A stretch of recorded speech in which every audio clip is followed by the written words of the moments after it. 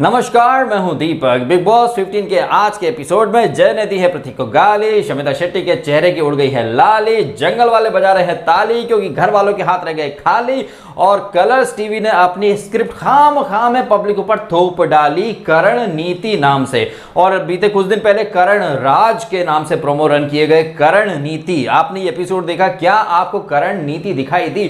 Bathroom में छुप करके बैठ जाना करण नीति नहीं, फटके 4 हो जाने वाली नीति कहलाती है। इस एपिसोड में प्रतीक, निशांत और शमिता मुझे काफी अच्छे लगे। ऑल्दो शमिता थोड़ी ओवर एक्टिंग करते हुए जरूर पकड़ी गई, लेकिन ये जो हाइप बनाया गया था करण नीति के नाम से वो तो औंधे मुंह गिर चुका है। इस एपिसोड के अंदर ये जो डाकुओं का कब्जा वाली टास्क थी, यहां पर काफी लोग फिजिकल भी हुए।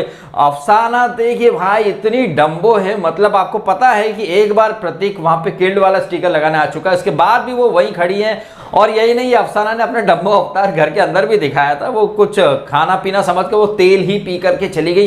तो यहाँ इस एपिसोड में काफी इंटरेस्टिंग चीजें भी हुई हैं, काफी एंटरटेनिंग चीजें भी हुई हैं। वही मेकर्स का एक जो स्क्रिप्ट जो कि पब्लिक के ऊपर वो थोपना चाहते हैं करण को, ऑब्वियसली मैं बता चुका हूं कि वो हीरो ऑफ द सीजन है, लेकिन इस तरह के टुच्चे ये जो प्रोमो वगैरह ऑन एयर कर रहे हैं, ये एकदम औंधे मुंह गिर रहे हैं। करण नीति, करण राज, मैंने ट्विटर पर ऑलरेडी एक काफी लंबी चौड़ी लिस्ट बना के दे दी है कलर्स टीवी को टैग करके। करण का फैसला, करण की अदालत, करण की बादशाहत, करण वर्सेस सलमान, करण वर्सेस ऑल, करण की ट्रॉफी।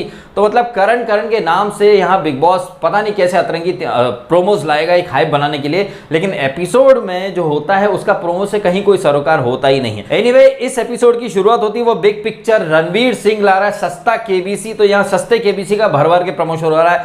बिग जी वो जंगल वाला गोरिल्ला आके सैनिटाइज करके संदेशा दे जाता है, साम दाम दंड भेद से है ये जंगल भरपूर, जीतने वाला जीत गया, मर गया उसका क्या कसूर। तो समझ में आ जाता है कि यहाँ पर आज घर में क्या होने वाला है। ये जो पर्ची में, चिट्ठी में जो चीजें लिखी थी वो हो, उसके पहले अमित जी का, अरे अमित जी आपका बर्थडे मैं विश करना चाहता हूँ। मैं दगड़ी चाल वाला विशाल कोटियान, आपको देखकर मैं हीरो बनने का मेरे को इंस्पिरेशन मिला। आपके मैंने बहुत सारी पिक्चर देखी, गणपति फेस्टिवल, इसमें आपका दीवार का डायलॉग था ना, पेटा तुम लोग मेरे को इधर ढूंढ रहे हो, मैं तुम्हारा इंतजार यहाँ कर रहा हूँ। मैं वो देखकर हीरो बनने का मैंने सोचा। थैंक यू बच्चन साहब फॉर इंस्पायरिंग द जनरेशन।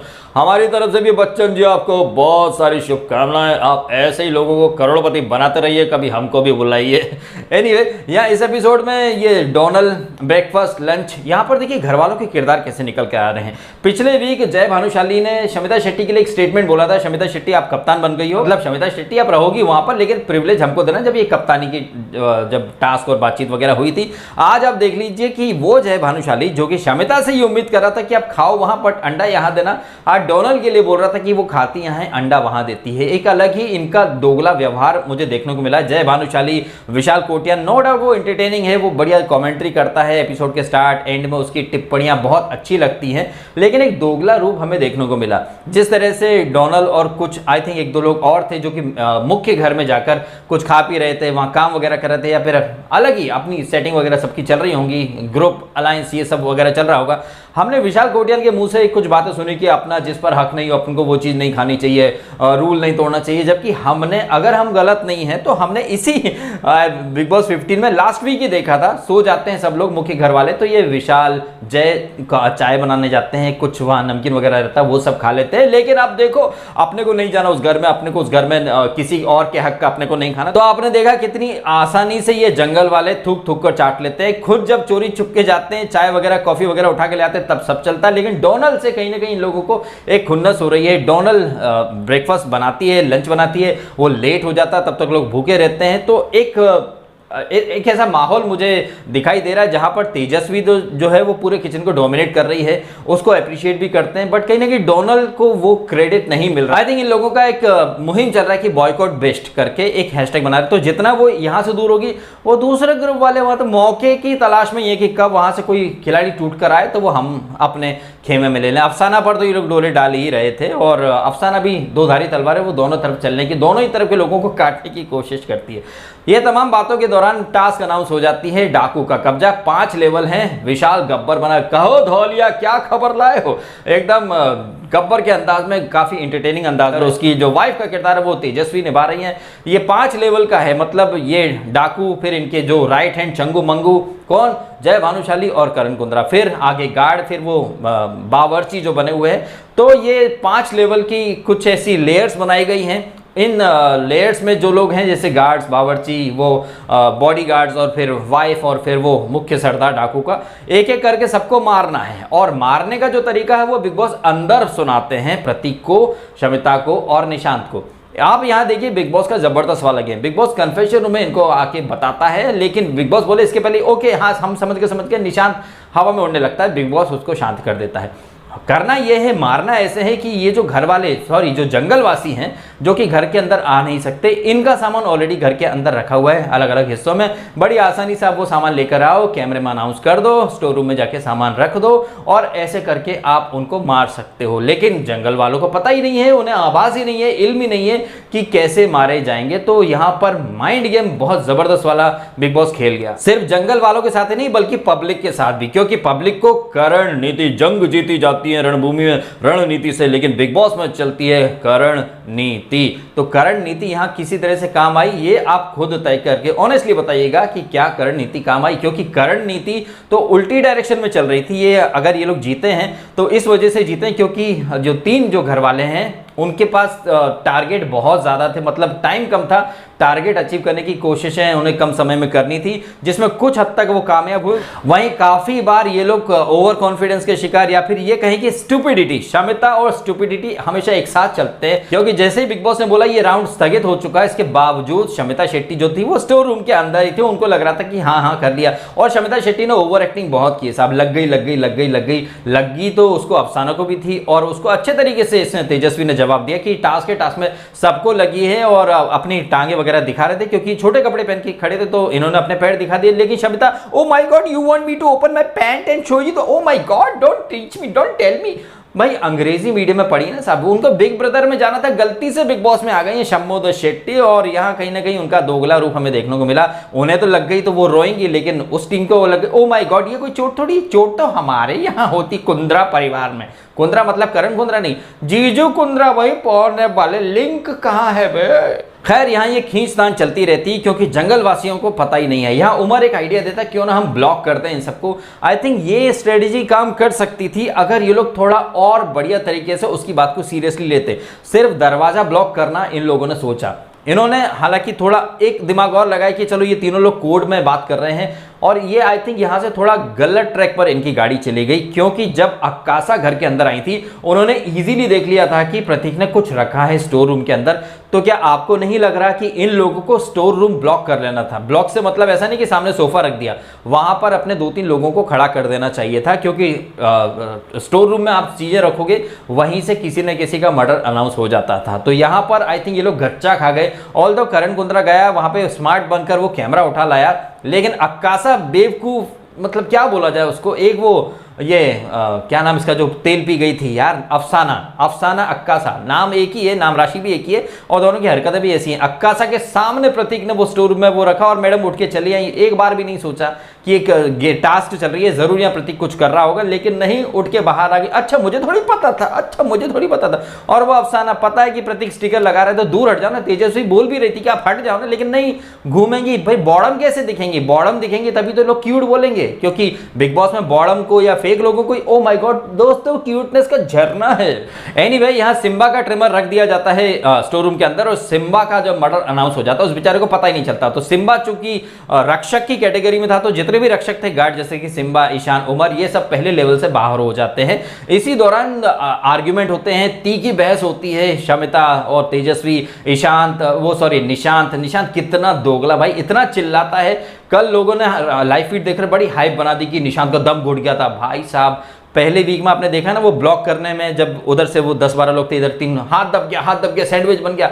तो निशांत ऐसा है ना कि मतलब उसको एक अलग ही टर्म में कहा जाता है कि करना कम चिल्लाना ज्यादा। तो निशांत का वो खेल है, मतलब चोट इतनी लगेगी दिखाएगा तो देखो नाखून में खून आ गया, नाखून में देखो खून आ गया, मतलब क्या बिग बॉस एम्बुलेंस भेज दे फिर वहां पे ब्लड चढ़ाने के लिए, देखो खून आ गया, खून गया। तो मतलब निशांत का ये छुई मुई जैसा अंदाज है ना, इसको देखकर तो मतलब एक छोटा बच्चा भी मतलब अच्छा लगेगा, वो भी बोलेगा क्या अंकल इतने से में रो रहे, खून आ गया। नहीं था बम में दम तो क्यों बिग बॉस के घर में कूदे सनम, वहां तो चोटें लगती ही रहती है। तो यही सब चलता रहता है। इसी दौरान प्रतीक और जय का काफी तीखा आर्ग्यूमेंट होता है और पर जय गाली दे देते हैं। और जय तो भाई गाली बॉय हैं और सलमान को काफ़ी साल से जानते भी हैं, और सलमान तो पहले ही हिंट दे गए कि जय अपनी लैंग्वेज पर थोड़ा काम कर लो, क्योंकि तुमको टॉप 3 तक लाएंगे और तुम गाली दोगे तो फिर अच्छा नहीं लगेगा। लेकिन बिग बॉस में तो गाली दी जाती है और बिग बॉस में गाली जस्टिफाइड है, ऐसा एक लेजेंडरी हिस्टोरिकल विनर अपने सीजन में कह चुका था। तो यहाँ पर जय उनके पीआर थे, तो जय तो वही करेंगे ना, जय ने जो सीखा है वो तो वही करेंगे, और जय को गाली देना आता है। और बाहर देख लूंगा अगेन,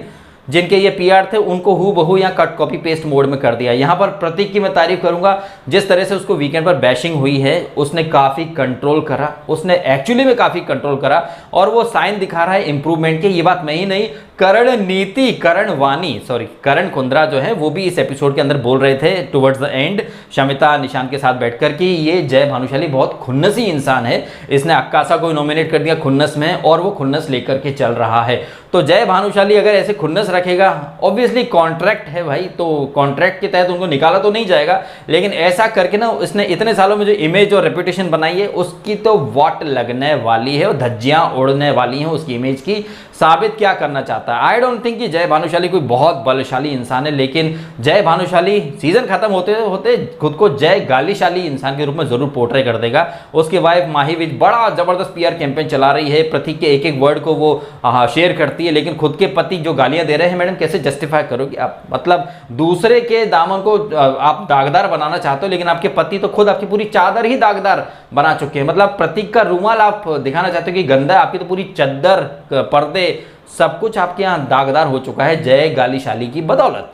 सो यहाँ पर प्रतीक ने पिछले वीक की गलती रिपीट नहीं करी, उसने अपना कूल काम कंपोज्ड अंदाज दिखाया। हालांकि उसने खुद को मारा, प्रॉपर्टी डैमेज नहीं करी, खुद को थप्पड़ मारे, और उसने बार बार बोला कि मैं कॉन्ट्रैक्ट में ये लिखवा के नहीं लाऊंगा गाली दी जाए, गाली खाने नहीं है मेरे कॉन्ट्रैक्ट। उसने सलमान को भी कहीं ना कहीं इशारा करा कि सलमान भाई देख लो, अगर ये होगा तो मेरे को निकाल दो शो से, मैं जाने को तैयार हूँ। तो यहाँ पर कहीं ना कहीं इस बार प्रतीक ने तो डेफिनेटली एक सुधरने वाला मोड ऑन कर लिया है, लेकिन जय भानुशाली सुधरने के मूड में नहीं है। अब इसका एक ही रीजन है, कॉन्ट्रैक्ट, क्योंकि उन्हें अच्छे से पता है कि वो 10-12 वीक तक कहीं नहीं जाएंगे, तो वो गालियां भी देंगे, धमकी भी देंगे, लोगों को डोमिनेट भी करेंगे, क्योंकि वो सलमान को जानते हैं और सलमान के साथ साथ वो कलर्स के भी खास हैं, तो वही उनको सात खून माफ है, सीधी सी बात है।